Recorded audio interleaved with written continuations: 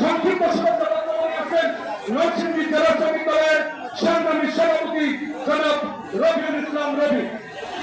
আজকের এই শ্রমিক সমাবেশের সংগ্রামী সভাপতি